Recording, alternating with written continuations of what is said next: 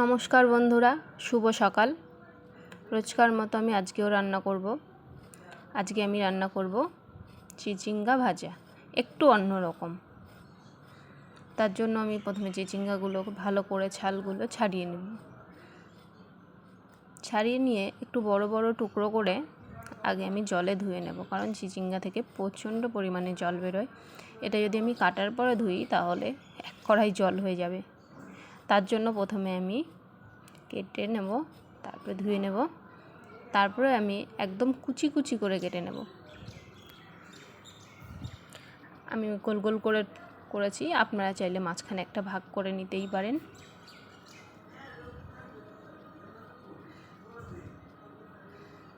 হয়ে গেছে আমার চিচিঙ্গাগুলো ভাজা।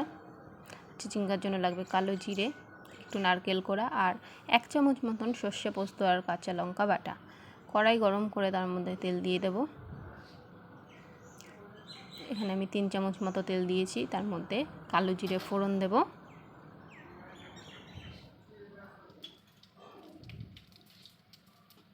এবার কেটে রাখা চিচিঙ্গাগুলো দিয়ে দেব, খুব ভালোভাবে নাড়াচাড়া করে নেব।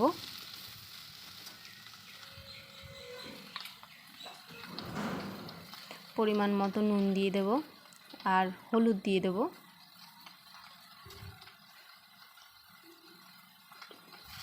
আবার ভালোভাবে নাড়িয়ে নেব যাতে নুন হলুদটা পুরো চিচিঙ্গার গায়ে মেখে যায়। দেখুন এইটুকুতেই কতটা গলে গেছে। এবার আমি ঢাকনা চাপা দিয়ে রেখে দেবো 5 মিনিটের মতো চিচিঙ্গাগুলো গলে যাওয়ার জন্য। দেখুন কতটা গলে গেছে আর জলও বেরিয়ে সিদ্ধ হয়ে গেছে। এবার এর মধ্যে দিয়ে দেবো আমি মোটামুটি 3 চামচ মতো নারকেল কোড়া। আবার একটু নাড়িয়ে নেব। নাড়িয়ে নিয়ে এবার ওই সর্ষে পোস্ত আর কাঁচা লঙ্কার যে বাটাটা ছিল, একদম অল্প পরিমাণে লাগবে, বেশি না। আমি হাফ চামচ করে 1 চামচ নিয়েছি। দিয়ে নাড়িয়ে এবার একটু বড় 1 চামচ চিনি দিয়ে দেবো, যাতে একটু মিষ্টি মিষ্টি ভাবটা আসে।